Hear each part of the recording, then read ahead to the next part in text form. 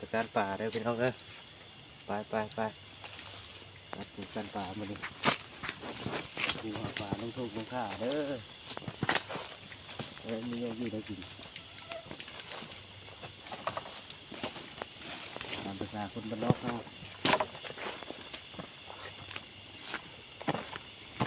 ตามภาษาทางไร่ทางนาเขานี่แหละหรือจะมีจะทำอะไรหาปุ๊บหากินคนยากเนาะ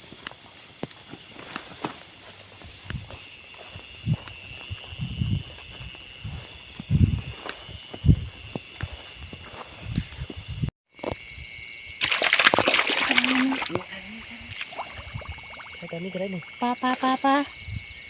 เอาโคมเอาจะเอานั่นมาว้าวปลาดุกหมานมานี่สองพ่อแม่มาหาปลาพอได้กินแรงโอ้ปลาดุกหน้าย่างดีคักเอ้าพวกมันหาอีสองไม้แล้วลุ้นกันพี่น้องโอ้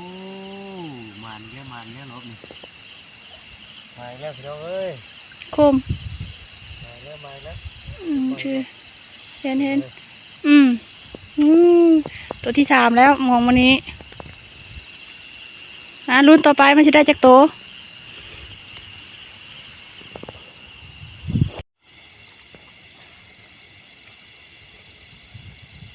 อ่านบ่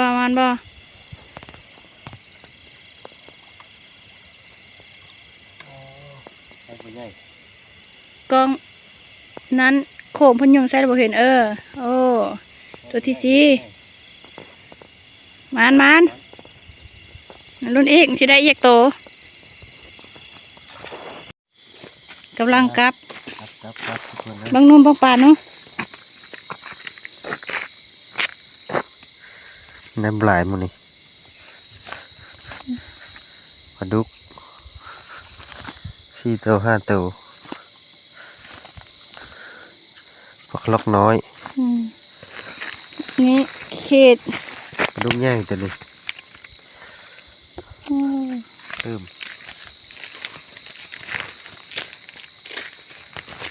หารถเจ้าเขตเต็มเข้มข้างหน้าหลายเมื่อบันนี้ดึกดื่นแล้ว